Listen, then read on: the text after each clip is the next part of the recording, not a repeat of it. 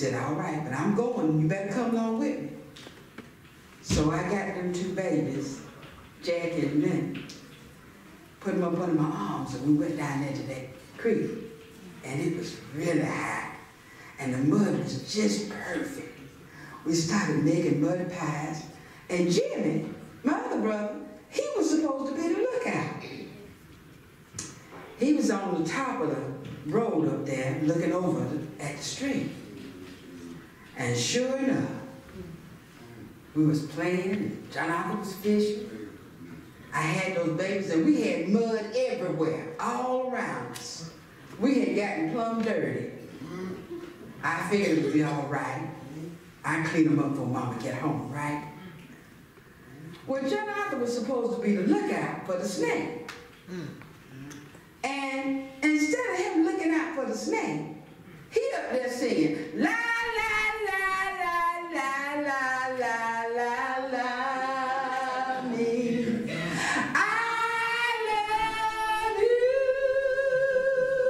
Oh, baby, please. La, la, la, la, la, la, la, la, me.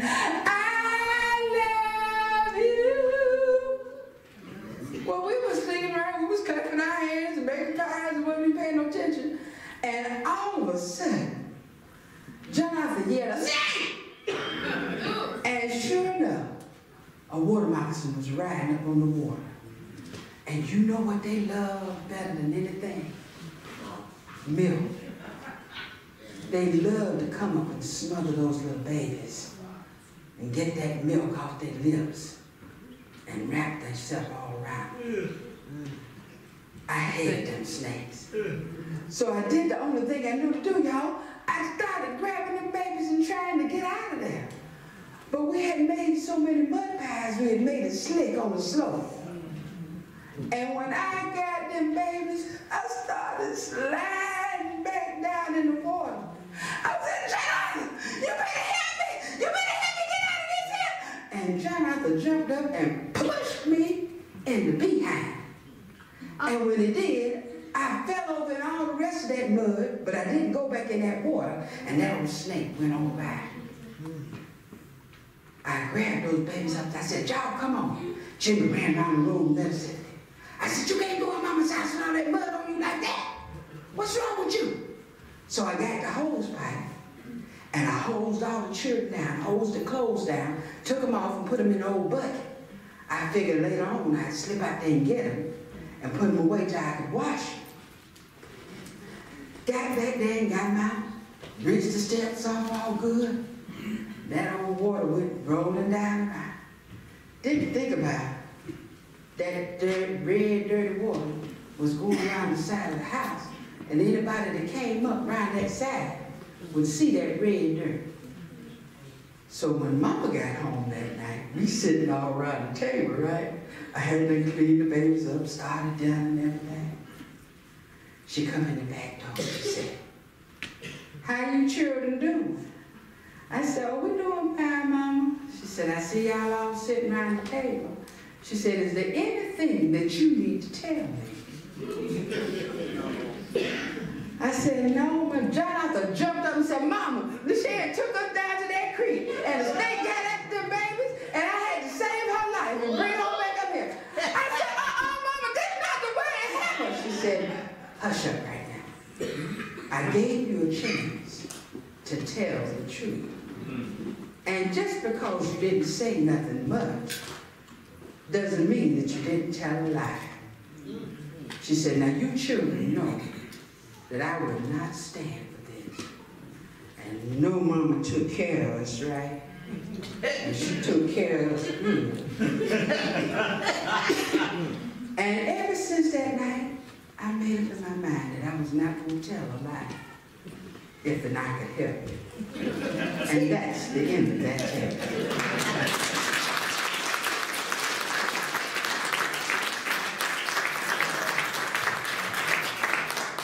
Oh, I forgot something very important. Our next teller is Auntie Beverly.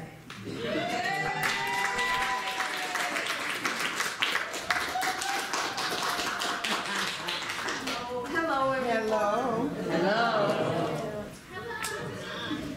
I want to tell you a story that helps us remember to honor traditions, to follow the directions of our elders, and to always be kind to creatures. So there is a village in the area on the continent of Africa that's now called Zimbabwe, and there was a very small village, and it was about a half-day's journey and across the river from a very large village. So one day, a man from this small village went over to the large village to try to kind of find out what was going on. And what he found out over there was that one day, pretty soon, the chief of that village was going to be looking for a wife, someone who was worthy and beautiful. Now, this man had two wonderful daughters. Punzakazi was the oldest, and Punzanyana was the youngest. And it is indeed, both of them were very, very beautiful. However, they were very different from one another. Punzakazi was mean and jealous and greedy, and she always had a scowl on her face all the time. She was terrible, and she just taunted her sister all the time. She says, one day I am going to marry the chief, and you will be a servant in my household. Now, Punzanyana, on the other hand, was kind and gentle and generous, and she always spoke very kindly. And when her sister said things like that, well, Punzanyana said, well, my sister, if that is the way it is supposed to be, then I will gladly serve you. And that's the way they went on. So after a while, a gentleman from the large village came and said it was time. It was time for the chief. And the chief wanted to have all of the young women in the area come, and he would pick the most beautiful and the most honorable. And so that was how it was going to be. Now, the tradition in that area was for every young woman who was going to be married, you go to the home of the prospective groom, but you are surrounded by your relatives, your friends, your neighbors. They sing and they dance. They escort you from one place to the other. And so the father said, this will be wonderful. If either of my daughters is chosen, I will be very proud and happy. Now, Punzakazi, that evening, goes to her father and speaks very nicely. She says, oh, my father, you know, Punzanyana is such a delicate girl, and I think it would break her heart if she married the chief and moved away from you. And so I think that I should go. I should go and be the wife of the chief, and she can stay here with you. And the father said, well, my dear, it's not going to be that way. The tradition is you have to be escorted, and the chief is the one who will choose. You can't choose for yourself. So she says, okay. But that night, what did she do? She got herself all ready. She snuck out of the village. She goes out on her way to be the wife of the chief. Now it is dark. And she is a little scared, but she's also very greedy. And she says, ooh, I'm going to be the wife of the chief. And so she goes. She runs into a little teeny mouse. The mouse says, good afternoon, good evening, my sister. How are you? She says, what? A mouse talking to me? What are you talking about? He said, would you like for me to show you the way? And she says, you are just a mouse. No, you can't show me anything. I am on my way to be the wife of the chief.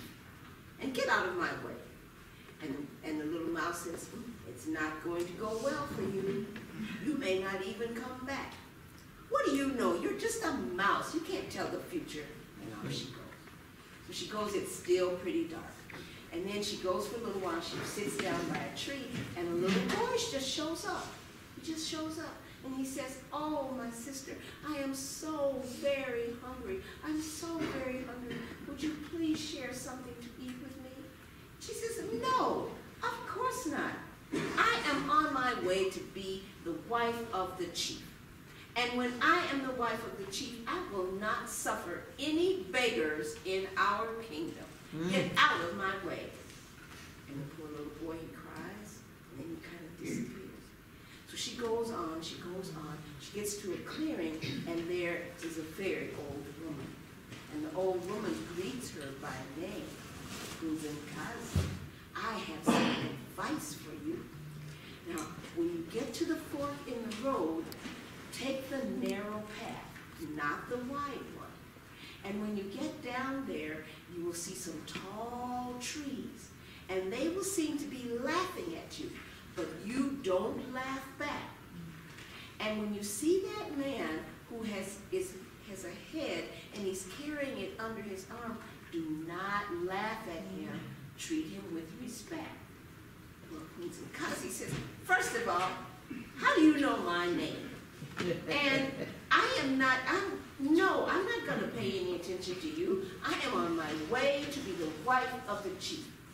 And I'm not going to pay attention to anything you say. And sure enough, she gets there to the crossroads, and she takes the wide road, and sure enough, there's the trees, and they're laughing, and she says, ha ha, you laugh at me, trees, I laugh back at you. And she goes on, and she sees this man, old man, with a head on. She says, ah, what are you doing? Ha, you are old and ugly. When I am the wife of the chief, I am never, ever going to let anything like this happen. Off she goes.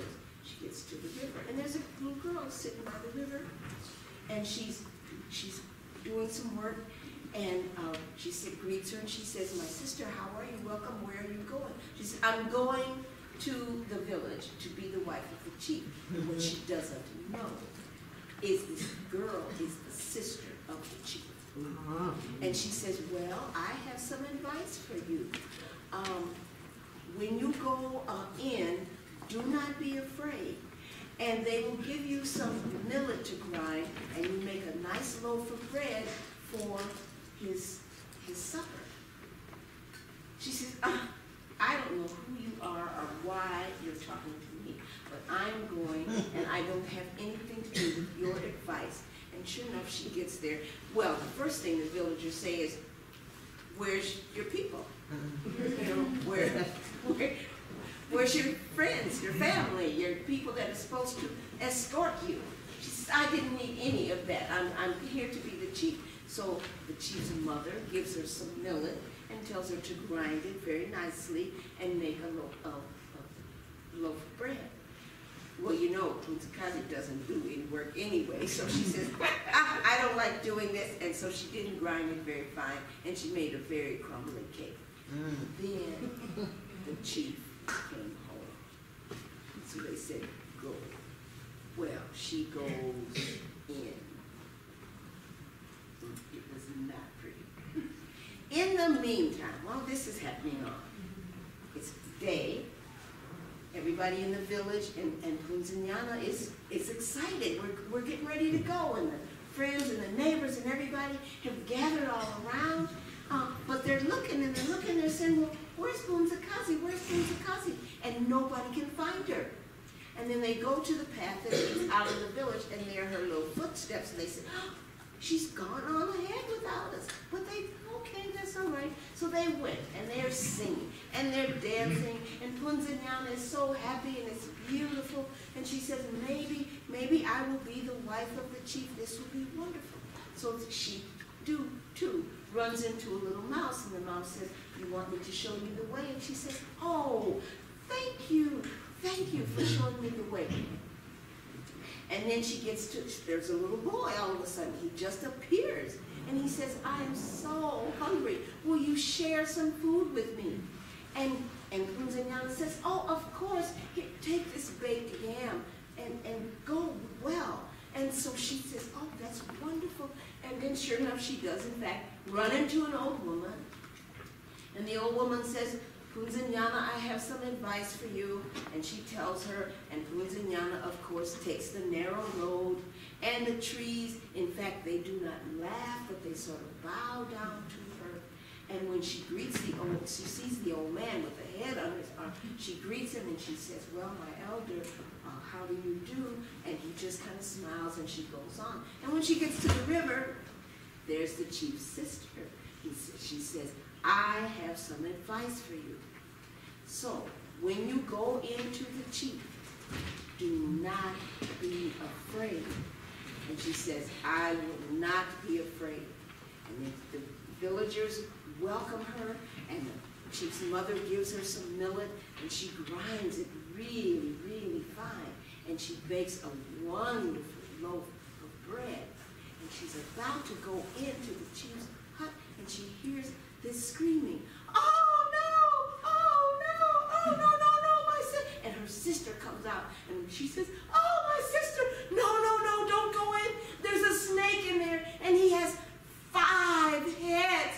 And he told me that everything about me, and he said that the bread that I made was all crumbly, and that I was mean, and he didn't like me, and I thought he was going to eat me. Oh, Father, don't let her go in there.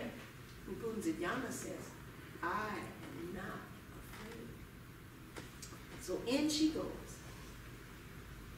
And there's no snake. There's a little teeny garden snake there. It's just like the little garden snake that she had seen in her gardens all along. And she says, well, my chief, I have come. And she gives him the bread, and he eats the bread, and then miraculously, he turns into a very, very handsome prince. And he says, I have been under a spell, and you have awakened me from that spell with your kindness and your goodness. And I know everything that happens in the kingdom. I was that little mouse. I was that old woman. I was the little garden snake that you sang to.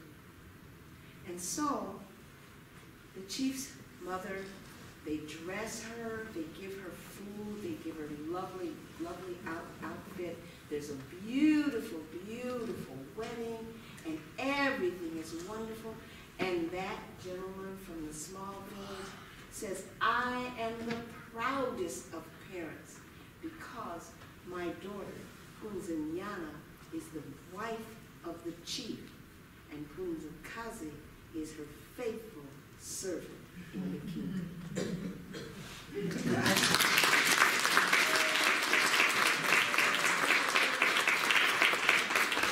And now, for the piece de resistance, we have our very own, from traveling very places across the United States, but now from Texas, Oba William King.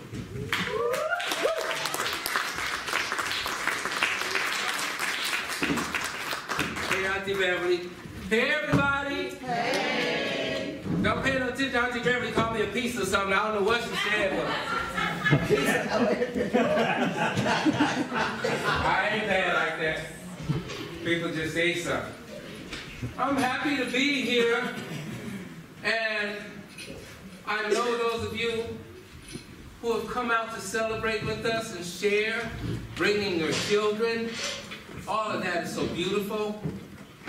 We celebrate the children. We ask, how are the children? Each of you have said over and over again, the children are well. Without our elders, our children would be no thing. I decided to tell a story tonight, but thinking about all that we do as we celebrate the pouring of libation and speaking to our ancestors, to give more of a understanding of the fact those who pass away are only gone, only considered to be dead and gone when we forget them. So when we call their names by pouring water into a living vessel, into a plant, pouring water into the earth, we're giving libation, saying their name, keeping their spirit alive. There's a small village on the continent of Africa, very near the capital city of Cottman, in the country of Benin. It is custom that the boys in the family must at a time determine what they're going to do with their life.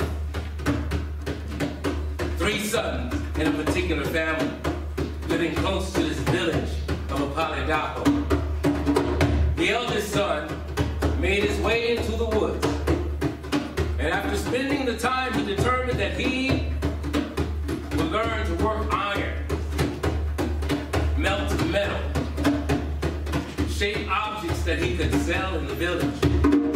The second brother, after spending his time in the woods, determined that he would work the land, that he would be a farmer, that he would grow crops he would sell in the village. With those crops that he sell in the village, he'd make the money to buy the items that his brother needed to melt and turn into the metals that he could sell in the village to make money to buy the seed so that the other brother could work the land. There was a third brother. Upon spending his time in the woods, when he returned to his family, he spoke to Father. Mother, he said, yeah. They said, what will you do with your life? He says, I will play the drum. The father looks at him with a very solemn face.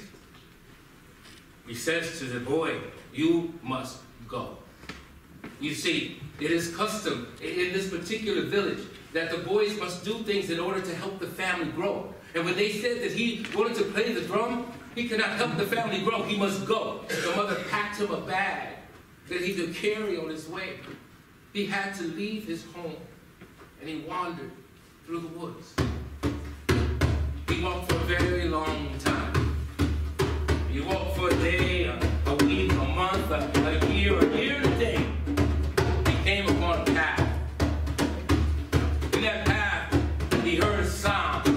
Did not know where the sound was coming from, but he decided to wait and listen. And as the boy sat with his back against the trunk of a tall, old, black walnut tree, with his bottom on the roots, he heard the sound of the tree speaking to him as an ancestor. You must go. Carry your drum. Play the rhythm that is that of your heartbeat. Place your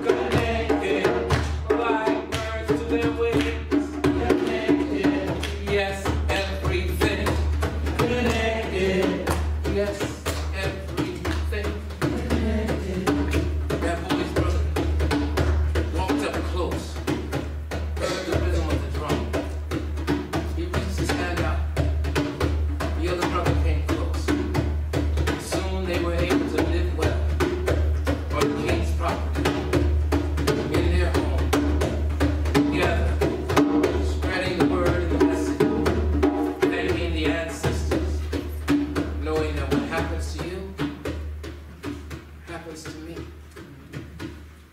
We are connected. Thank you.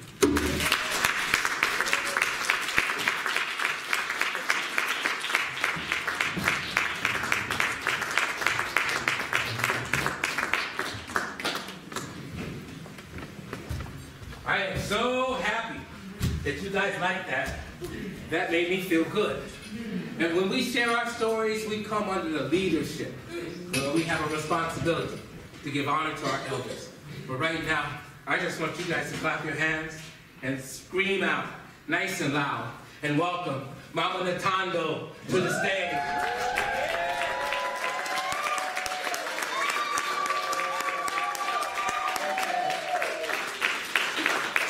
Thank you all. 27 years. Yes. Bringing storytellers to the Twin Cities.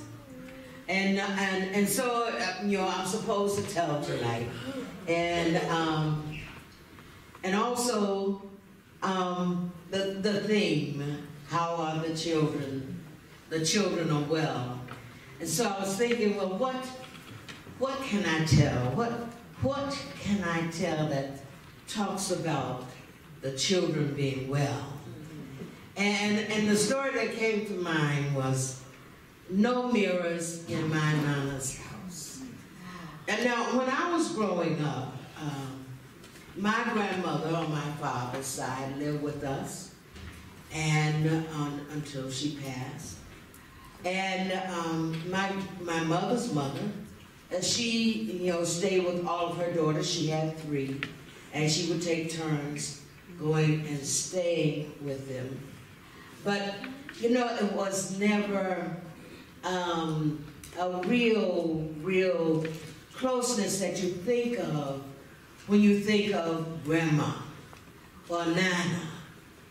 And so, just before I tell this story, because I am a grandma, and there is one more person I need to introduce to you, a new addition to our family, the newest addition to our family.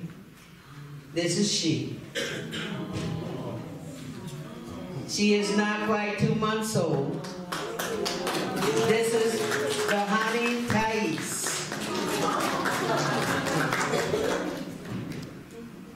Samhanan.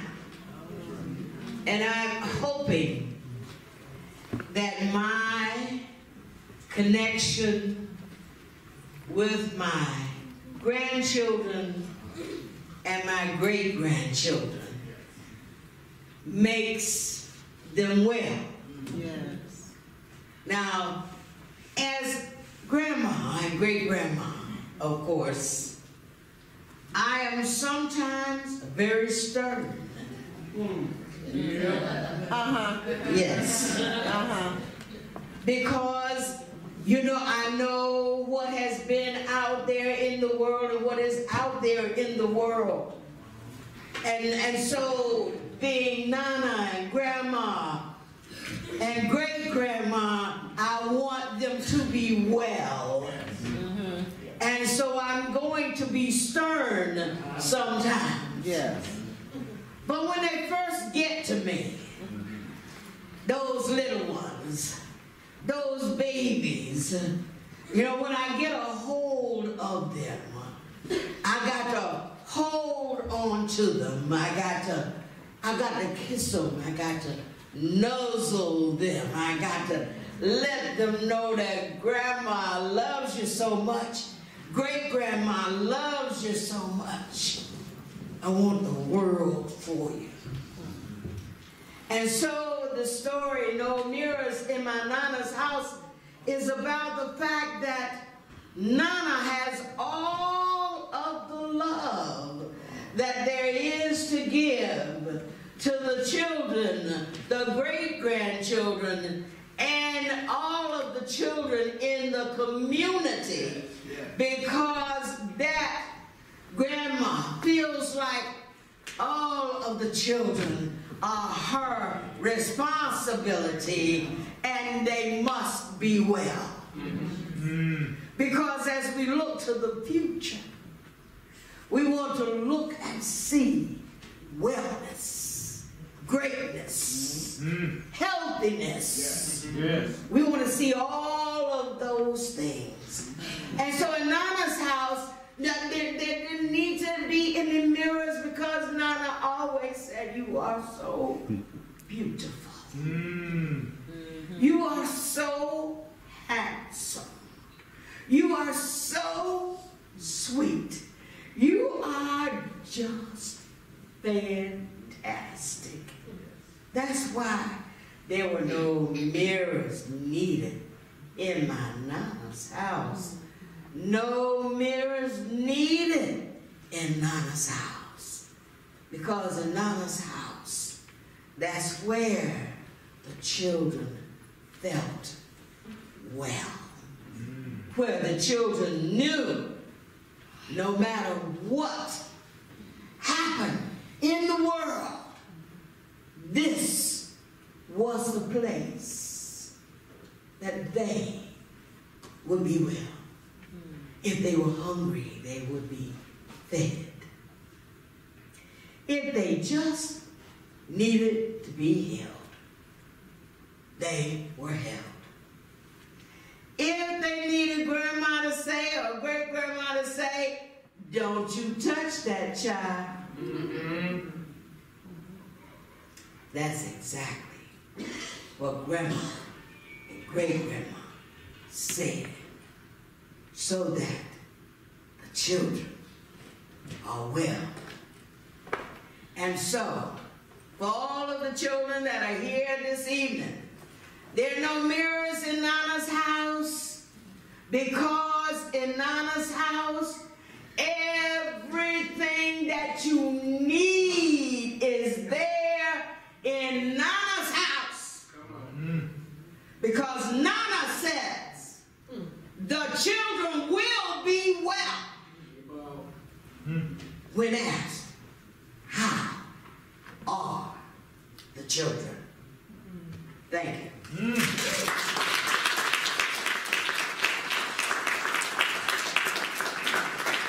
then we're going to call on the other storytellers. And I want you to give them a hand. Oh, by William King.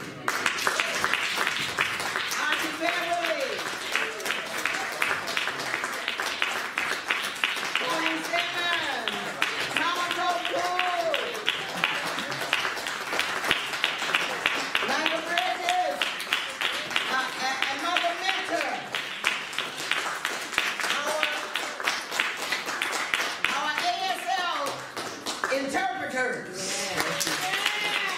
American Sign Language interpreters.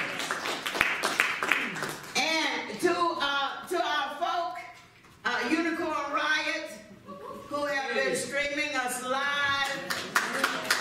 Thank you ever so much for doing this. To the library, Hennepin County Library, and Dylan. Thank you, Dylan.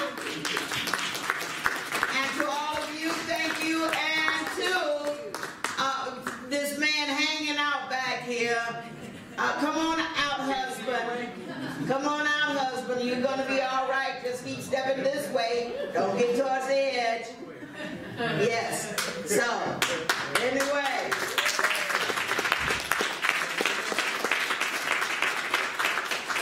And thank all of you for showing up and showing out, being a part of the storytelling, being characters, and loving what we do.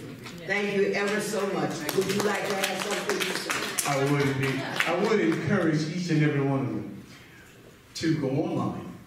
In the next couple of days or so, I'll have it up again. But there is a very, very short survey. We would love for you to fill out that survey. It's at the www, of course, .blackstorytellers, like is in more than one, .com. So that's blackstorytellers.com. If you go online, and then there's right on the front page, there's a survey. Please take our survey. And we also want to say another thank you to someone else we didn't mention, which was North Point Health and Wellness Center, who also helped to co-sponsor this event. And so You know, when we can say this is done for 27 years, we hope that we see you on the 28th. Peace and blessings. You can meet with the storytellers, you can take pictures with the storytellers, you can also purchase their items there right out front. Yes. Thank you very much. Yeah.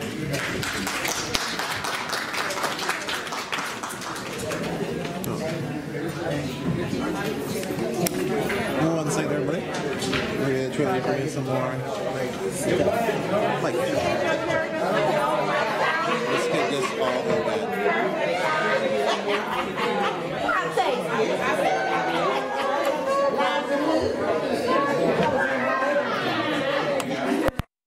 Mic check, mic check. All right. Thank you everybody for joining. This is Nico from Unicorn Riot. We are live. Hold on, I gotta get back in there. Check, check, check. Microphone check. Mic check 1, 2. Hello everybody, welcome. This is Nico from Unicorn Riot. Behind us, on the other side, what you just witnessed was the 27th annual, 27, yes, you heard it right, 27th annual Black Storytellers Festival. And basically it's called Signifyin and Testifyin, and this year's theme was, and how are the children? You heard many stories from different storytellers from across the world. These are master storytellers from the United States, master Black storytellers. We're going to talk to some of them in a few minutes. Just give us a little bit of time, let them get situated for a bit. Let me read off the list of everybody that performed. Again, the elder you saw at the end is Vusi Zulu. He's the director of this festival, and as he was saying, he cannot see anymore, and so people are, you know, the age is becoming a thing where time continues to go, and hopefully there will be another 28th annual Black Storytellers Festival. We heard from Toni Simmons from Dallas, Texas. We heard from LACA Bridges from Fort Worth, Texas. We heard from Mama Koku from Atlanta, Georgia. Mother Minter from Charlotte, North Carolina. Beverly Cottman from right here in Minneapolis, Minnesota, whose family also performed in the beginning, Voice of Culture. And we heard from Oba William King at the end. And I'm going to step away for 2 seconds and I'm going to try to pull in an artist. Oh, yeah, good, sure. What do you want to do? Sit right here? Yeah. Perfect. Hey, we're here joined by Oba William King. You want to talk about basically who you are and what storytelling is to you? Oh, yeah, that's my lifeline. Yeah, without storytelling, I just wouldn't be. So I live now in Forest Hill, Texas, and I've been doing storytelling for about 20 years. I started with the Black Storytellers in San Diego, California, and it's been a perfect outlet for me to use my creative energy in a positive way. And storytelling in the schools, libraries, community service centers give me an opportunity to teach without being didactic, but just using story to help uplift the community and uplift our people. With my new signature piece, We're Connected, you know, it's really important that we all understand that each of us are going through the same struggles, trials, and tribulations, and it really doesn't matter the color of our skin or the neighborhood we live in or our socioeconomic profile. We have to look at each other as how we can help one another when we have the opportunity to help. So I try to use stories that help us to define ourselves more greatly and as well as we can. All right, and so although you are talking about the universality, can I just ask, what's the importance of Black storytelling? Why is that an important thing? Because we keep our culture and our traditions alive through Black storytelling. Black storytelling isn't just storytelling that comes from Black people. It's not just because I'm Black that I'm telling Black stories. It's more of a technique. It's more of a lifestyle. And it has to do with the traditions of folk tales, using folklore and teaching, and connecting ourselves with the African traditions and using that to teach and try to help people in our community grow. Right, and so in America, that seems like a tough substance, a tough issue. where a lot of that is underground, the discussions about, you know, even black history. And so you're talking about working with youth. Can you just talk about maybe why that's important? You're drawing the correlation of black storytelling and the African diaspora as well. Let's just talk about that. Well, when we're having the opportunity to teach, using the knowledge that we have as storytellers, using our language arts, using folk tales and keeping the tradition alive, then we're helping our children to grow. We don't teach our history in school. In our society in America, you know, there's a separation of how people think our children learn. But when we have an opportunity to share our black stories as black storytellers with black children in black communities, we can uplift the spirit of our children. But I have to keep on pushing that this is a part of a universal movement to help all people rise together. So yeah, there's some tricks in our system that make sometimes it's unfair and uneven, make that walking path uneven. But as long as we continue to uplift our spirit, the spirit of people who hear us, then those are the ones who are going to all rise together. You want to talk about just maybe one of the last questions, why is this Black Storytelling Festival important? And how many times have you performed at this? I've been here for about 10 years. I think I'm one of the younger continuous members from the male perspective, following the footsteps of Granddaddy Junebug, also Baba Jamal Karam and Brother Teju. There's been others that have been here, and I'm real fortunate to call this like a second home for me. It's important for this city. It's sponsored in part by the taxes that the people pay to come out and support this, because you have a learning opportunity. You have sometimes children have their first chance to experience the rhythm of the drums, African dance, and stories told in the African tradition. So it's important that we keep it alive, that we keep it going. Yeah. Anything else you'd want to say? I just love the opportunity to be here. I think you guys are doing a great job. Thank you very much. And people can download or listen to our material. We have a survey about the storytelling that went on this entire weekend. That's important that people use. And I want to turn it over to our friends who are here and waiting, and some of the other storytellers. Okay. Thank you. Thank you. Appreciate you. Appreciate it. You have some moments? Yeah, well, sweet. You don't have to sit. You can stand. However. The same thing. What do you want to? Maybe I'll ask you different questions. Okay. Yeah. Maybe first start with what's your name? What are you doing here at the Storytelling Festival?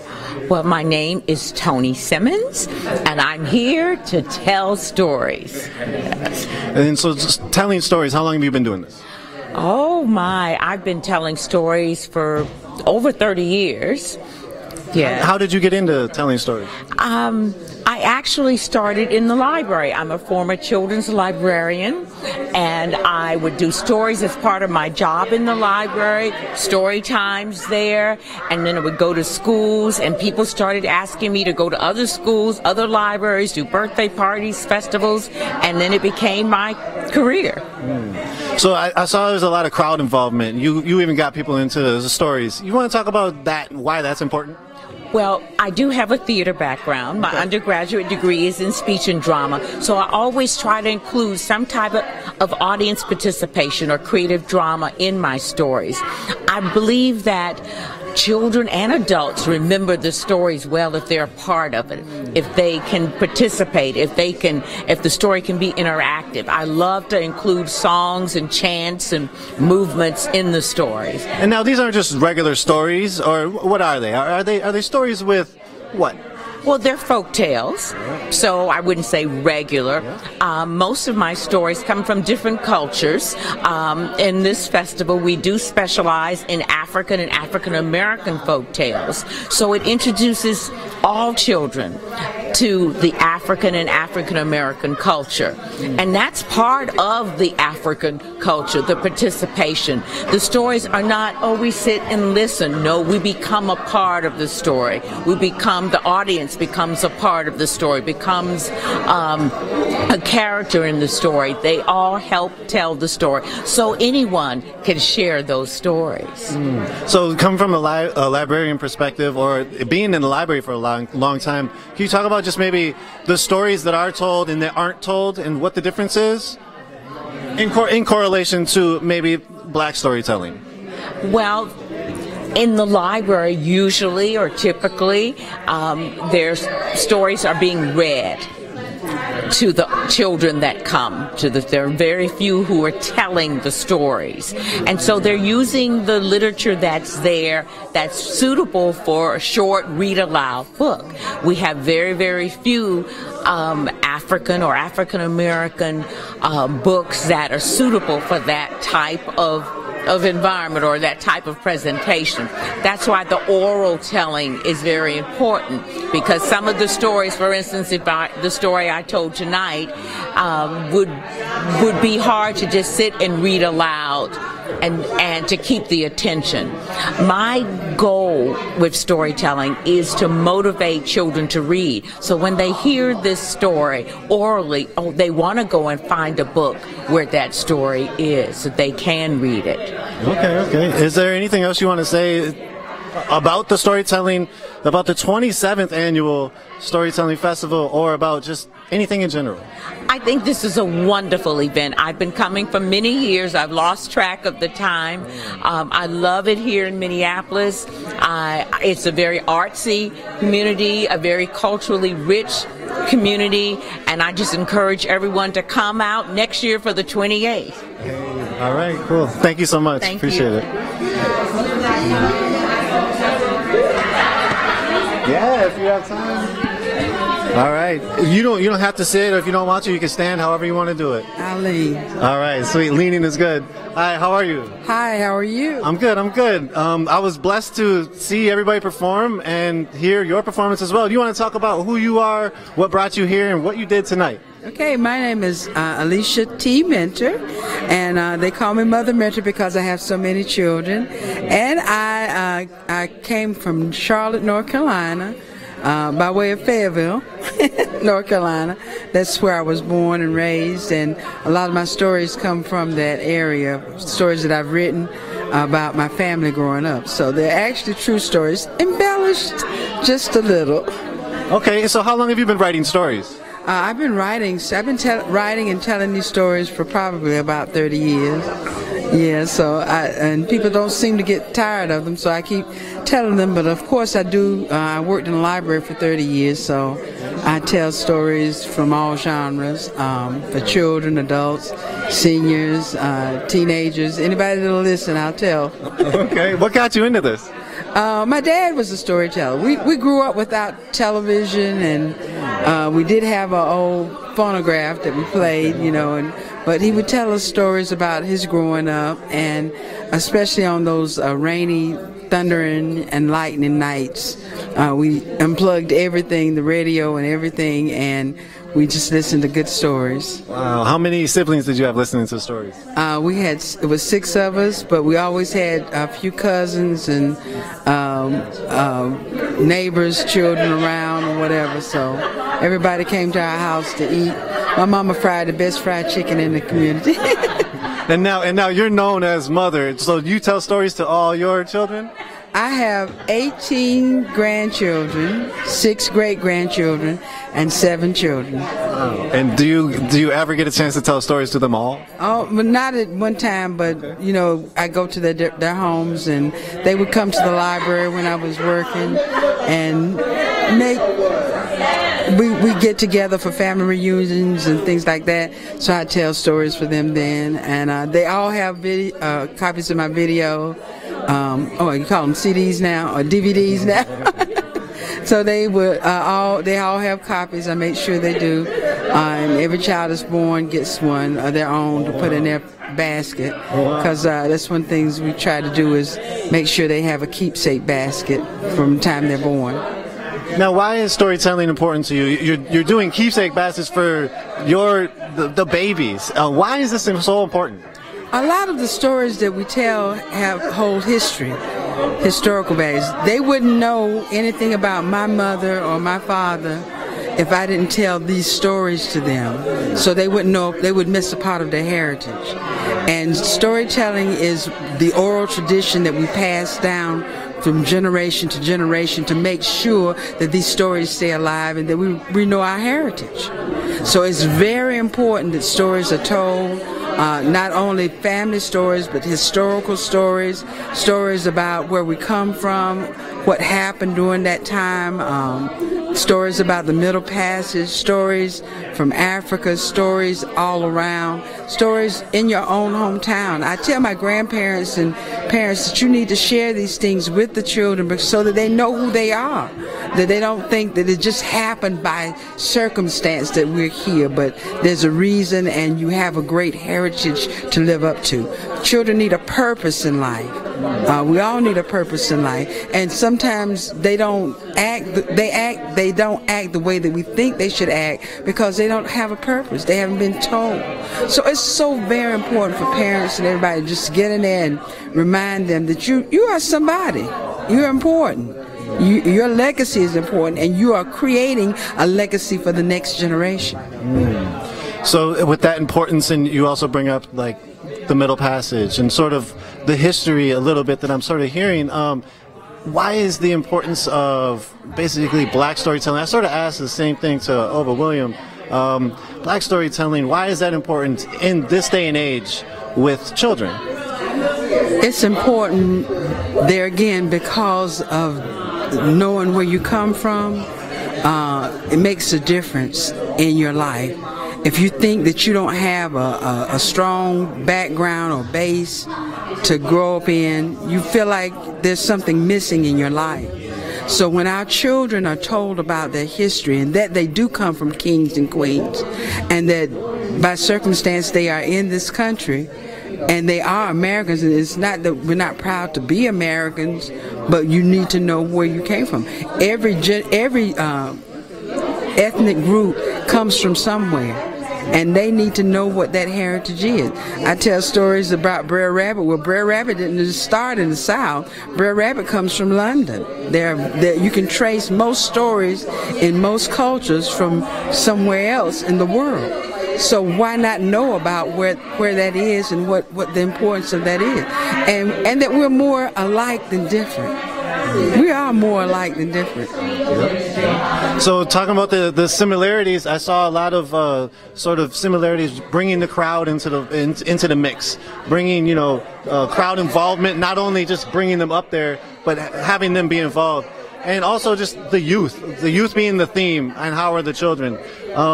You want to just talk about just like the last few words of what you think of this annual Black Storytelling Festival, and how long have you been doing this at this festival? I've been with this festival about 10 years now. It's been about 10 years that I've been with them, and I love it. They can't kick me out, and I'm not running away. All right. And it's so important because I won't say that storytelling is having a revival now, and it's important because 9 times out of 10, the stories that we tell from the stage, they're going to go and look for that book. You talk about children not being able to read. Well, we do this so that we can encourage them to read not only stories but about their history and things of that nature. And so it is important all the way around that they read, that they're able to communicate what they read. So this is a form of communication. You'd be surprised the number of children that come up and say, I want to do what you do, or where did that story come from, or where can I find the book? And that's what I've always pushed in the library are the books. I tell them that a lot of the stories that I do come from books, and then they go and look for the book, check it out, and that keeps libraries alive too.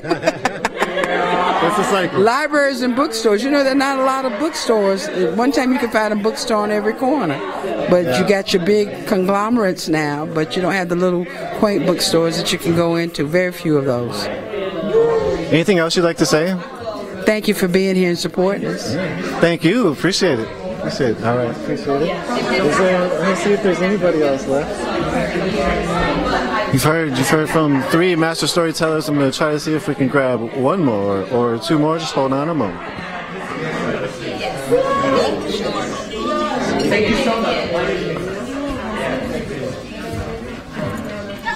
Hey, how How are you? Hey, you I'm can either great. sit or stand or lean. Okay, I'll lean. All right. How are you? I'm good. You had a very energetic performance, a lot of things going on. You want to talk about, basically introduce yourself.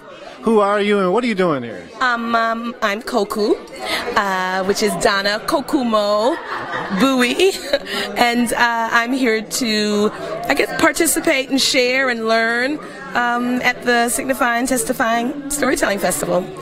How many times have you done this? A lot, a whole lot. Now, I don't do numbers well, okay? I said I was going to stop saying that, but I'll just let you know. I don't do numbers well, but I remember the first time that I performed here, my daughter was 2 years old, and I brought her with me, and now my daughter is 20. And so, you know, it's been a lot of years, yeah. So this is an important faction of your life. Why? It's just a way to, I guess, number one, use my talent, a way to sustain my culture, to also learn, you know, storytelling, learn about other cultures. I was just sharing with one of the guests that, you know, I tell stories from everywhere, you know, in different types of programs. But, you know, the first stories that I ever heard were from my father. He was a wonderful storyteller, and anyway, he used to tell stories, folk tales, black Southern folk tales, and I used to listen to him tell those stories. And he was dramatic and big, and so I think that's where I get it. I'm dramatic and big, and you know, I grew up. No wonder I grew up to be a storyteller. Yeah. Did I answer your question? Yeah, pretty much. Yeah. So, in this storytelling festival, we have plenty of artists from across America continually, year after year after year, as we attested to. And I've seen it multiple times myself personally, and I've brought youth to it. You want to talk about why it's important for the youth to see? And the theme was, and how are the children? You want to just talk about that? We teach through story. I mean, storytelling has been a modem. Is that the correct word? A modem to teach children forever and ever and ever. Whether it's fairy tales or folk tales or fables, you know, just constantly. Even religions, you know, everybody teaches everything through stories, and so trying to pass on lessons and culture and tradition and value through a story, it just touches everybody. It's just the way to really connect on all different levels. You know, you're thinking, you're feeling, with a storyteller, you're seeing, you're connecting. It's just a great way to teach children. It's a great way to teach us, you know. Yeah. And so there's a lot of morals in these stories, huh? Yeah. Every story has a moral. Every story has a lesson. Even if it's whether it's a folk tale or a story that you see on screen or on stage, you know, where our lives are just full of stories. You know, the news, my goodness, you know, stories unfold every day. And so, you know, it's just a great way to get information and learn and be inspired. All of that. So basically, I've asked a lot of the same questions. I'm going to do one more of the same. Is when in regards to basically the youth, we talk about black storytelling. Mm-hmm. Why is black storytelling important? I think the same thing, you know, really just passing on culture and history and who we are. And when you can read or hear a story that connects with you from a cultural level, it just, you know, it just does something.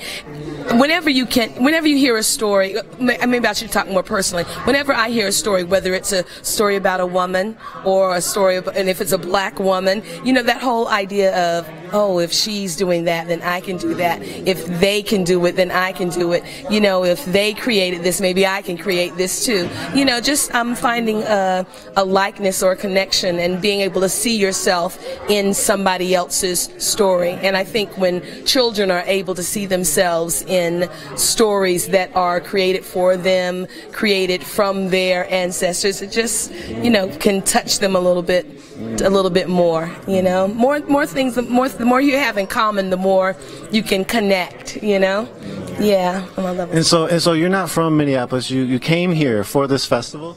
Yes, I am originally from North Carolina, but I've lived in Atlanta, Georgia for like 24 years. And so the folks in Atlanta say, oh, you can't say you're a North Carolinian anymore. You're an Atlantan, you know, so I kind of claim both. Yeah. And when it comes to storytelling down there in Atlanta, is there festivals like this? No, I don't. No, we have a National Black Arts Festival that's in Atlanta, and I've got to say it used to have a strong storytelling segment a little bit, but mostly it was, you know, in the children's village. Here the storytelling is for everybody, you know, but that's been a long time gone. So I don't know, maybe they'll bring it back, or maybe it's something that, you know, sometimes you can get out of a loop in a very busy city and with an organization that's doing a lot of different things. But you know, once upon a time, there was the Children's Educational Village for the National Black Arts Festival, and I was the official storyteller. And so, you know, things change and people move around, and so, you know, but nothing. Now there's a festival, the National Black Storytellers Association. They have a big festival every year that happens in November. It goes from city to city. The Minneapolis's Black Storytelling Alliance, they're a part of that. And in Atlanta, we have a Koku Storytellers, which is, I guess you can say, a sister organization. You know, lots of satellite organizations, and all of us belong to the larger organization. Like there's the North Carolina Storytellers, and then the Koku Storytellers. That's what we are in Atlanta. And here, the Black Storytellers Alliance, and then Keepers of the Culture in, oh gosh, I'm going to say it wrong. Is it Detroit? Anyway, there's several organizations. Yeah, thank you. I think that helps a lot, you know, because sometimes our viewers, or even me, might be, you know, just ignorant to the fact that there's these organizations doing this actually worldwide or nationwide, you know? Yeah. Not just black folks, all folks. Everybody's got, you know, in Atlanta, we also have the Southern Order of Storytellers. And so, you know, everybody's got a story, you know, and old stories, new stories, you know, it's really cool. So, you hope there's going to be a 28th? Will you be here next year, 28th annual? Who knows? Who knows? You know, I have to say that eventually, you know, as I get older, I really want to transition to more literature, you know, putting all of, you know, the stories in books, the stories I tell, retelling them. A lot of times you pick up a book and the author will be, this story is retold by such and such a person. But you know, when you're a creative person, you know, I have a lot of stories that I've created myself that I want to kind of focus on getting those out there. So maybe I'll be here next year with a book or something like that, you know.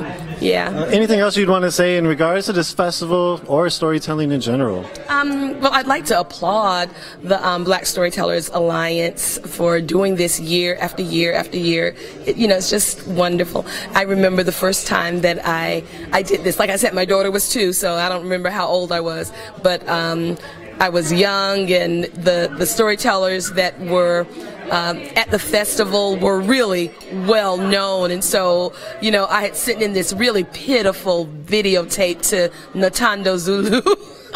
And she called me up. She said, your tape was awful, but, you know, we think we want you to come. And so I was like, yay, really? That's what I was like, yay. And so I came, and I got to, you know, ride around with all of these very famous people as far as, you know, I was concerned, because I Googled and I was like, oh my gosh. And so I remember just being in the van and hearing, you know, people like Granddaddy Junebug and Queen Noor, and one year Diane Ferlat. I got to have lunch with her, and it was just like, you know, just kind of like the new kid on the block. And now it was so funny because LACA Bridges, she's, you know, asking me all of these questions. She's like the new kid on the block, and I'm thinking, hey, what you asked? Oh, okay.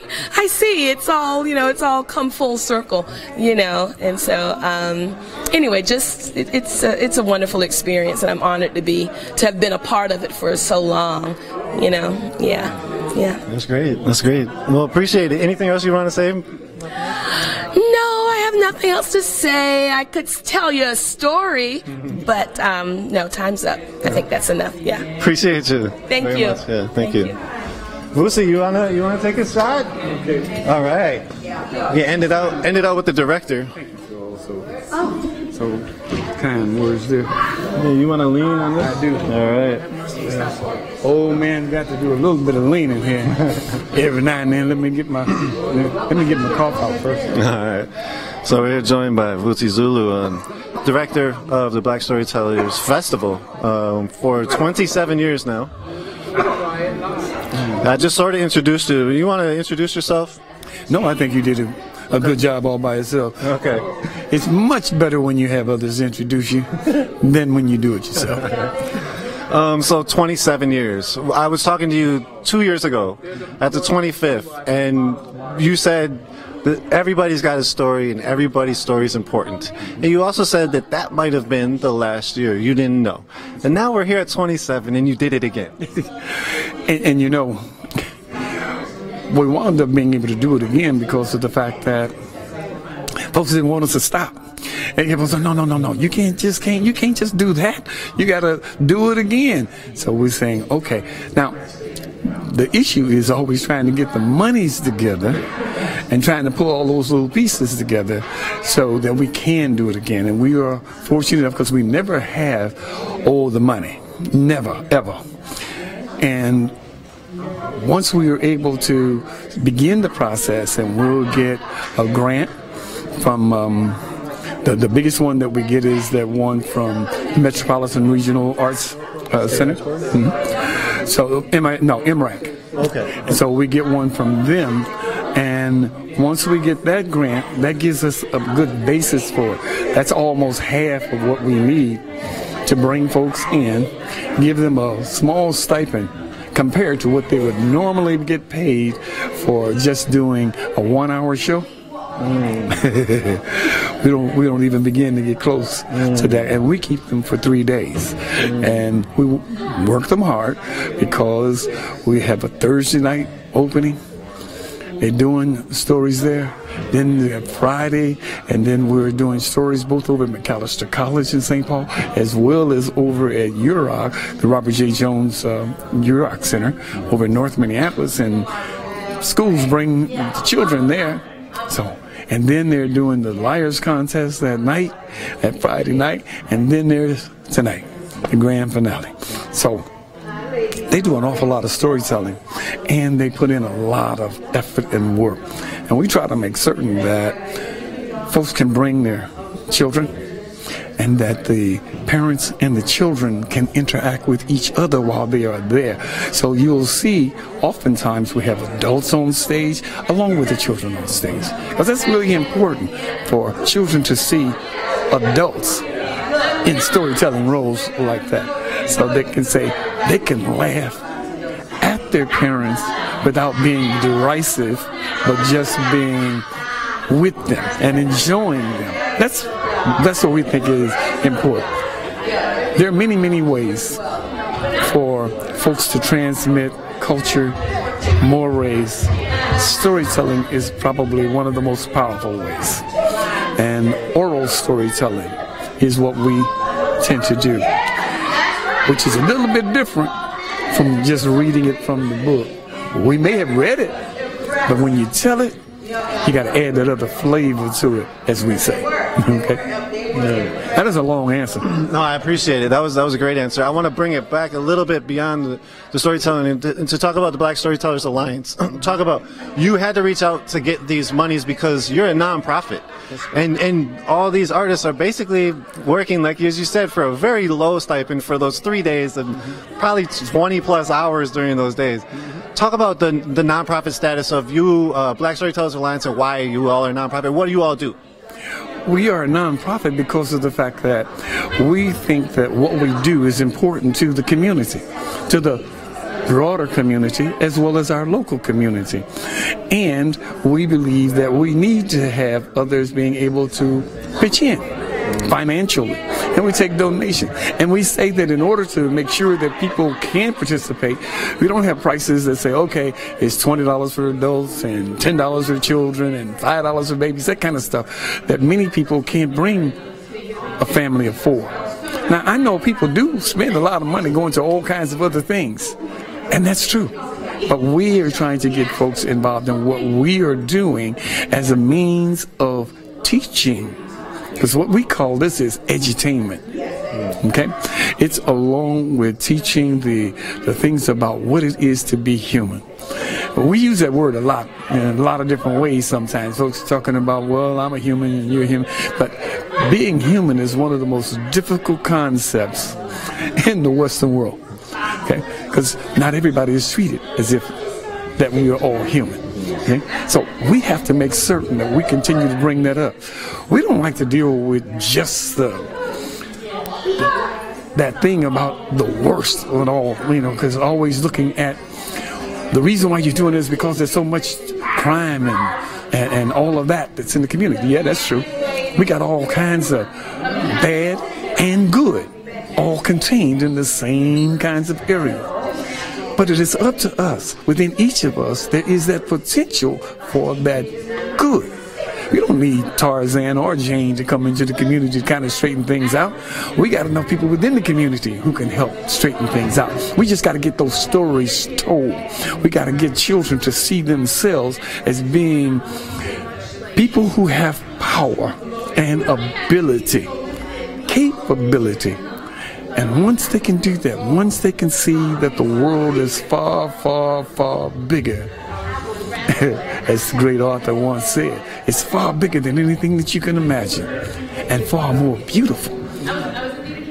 All you have to do is be able to see that you are part of the world, not just this little thing captured in this one little space and speck called America. No, we are world people, and all of us are human. So we respect everybody's humanity, and we always say that we're trying to deal with that, pulling out that other stuff, talking about what really is within us, seeing how resilient we have been. So when we came up with the theme for this year, and how are the children, which is a Maasai greeting, as one Maasai village greets another, is, and how are the children?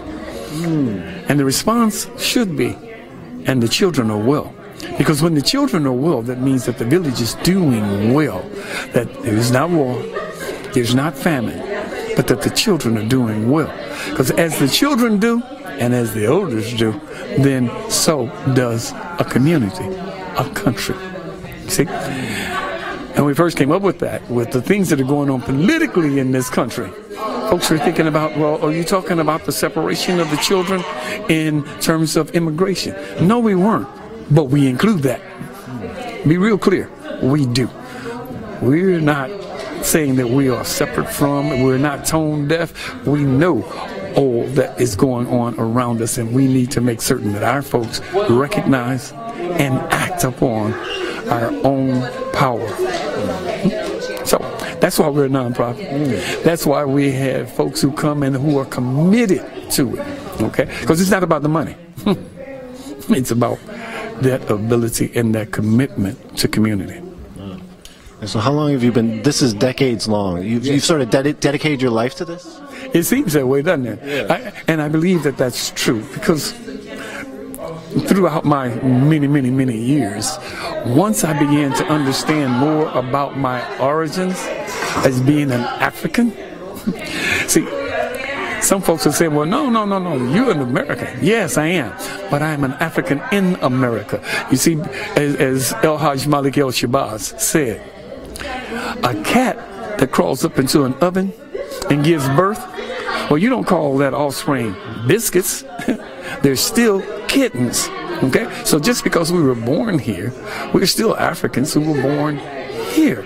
And once I began to understand that, which happened as a result of the teachings of a brother Mahmoud El-Khati who was here.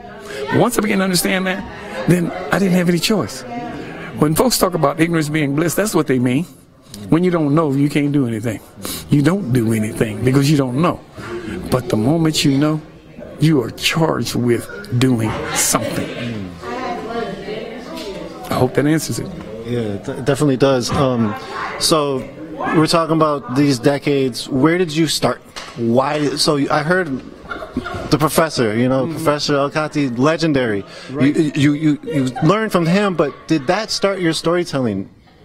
No. Okay. Actually, my storytelling started, my wife had gone to a couple of national storytelling festivals, right? The National Association of Black Storytellers Festival, as well as at Jonesburg as well.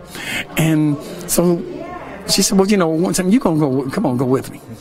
And we went out to North Carolina, and boy, I'm telling you, I heard black storytellers telling stories that touched me so deeply. I said, well, now, you know what? We got to do this in Minnesota. We got to do this in Minnesota. And that first one, well, we kind of took out a little bit of a house mortgage kind of thing, and we kind of put it together like that. To make sure that we could bring folks in to it. So that's how we started. Wow, that's amazing. And you see, it's a lot, but the stories that were told then, one of them was about the Igbo crossing. And that's a very instructive story about some folks who were brought here with the promise that they were going to be free. Now, this was after the end of slavery. So once they got here, they were put in chains. But they, 18 of them, chained together, marched backwards into the sea. And in their own language, they sang a song. And in that language, it said, and before I'll be a slave, I'll be buried in my grave and go home to my God and be free. And they just walked into the ocean and drowned. Okay? Now, when I heard these stories, and we're on the shores here where this took place, it just was just too much. And I'm just saying, if we could get people to kind of see that, can feel that, can kind of learn from that, can get the joy. We want people when they leave here to feel like they're at the top, that they're feeling good, that they can go and do. Not to be down in the dumps. Oh, we've been way too strong, you see. Some folks talk about people of color being weak. That's the most insane, that's the most insane concept, period. You could not have survived and been weak. The weak did not survive. You see, we survived because of our strength. Now don't keep getting me talking. Hey, really appreciate everything. Any last words you'd want to say? Well, there's another old saying. Say that the good Lord willing and the creek don't rise. We'll be doing this again next year. Now, when they talk about the creek not rising, those black folks weren't talking about the waters in the riverbanks. They were talking about the Native American creek. And we hope that they don't uprise, because to see if they uprise now, we already trespassing and on their land and everything. So if they don't rise, then we'll be able to do it. Good Lord, and the creek don't rise. So until next year. All right. Thank you. Okay. Appreciate that. So we just heard from Vusi Zulu. Thank you all for joining. This is Nico from Unicorn Riot, Lorenzo on the camera. We're here in downtown Minneapolis. That was the 27th annual Black Storytelling Festival, featuring some of the best black storytellers from across America.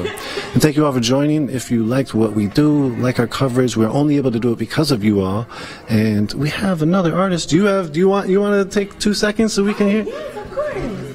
We have a stream that has a few minutes left. Okay. Perfect, though. Where do I? You can just be right here, lean, stand, however you want to do it. Okay. So I heard this is you're one of the new people to this lineup. Yes, I am. Talk about how it was and how this 3 days of hard work has been.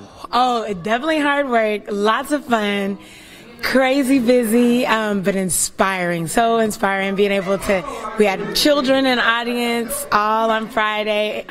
Thursday, it was our opening concert. That was awesome. Tonight, the finale.